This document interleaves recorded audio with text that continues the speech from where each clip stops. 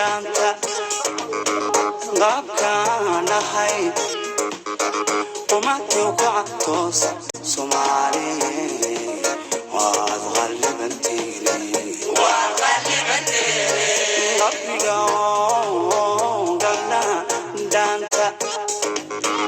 qaabkaan ahay umadii ku cadtoosa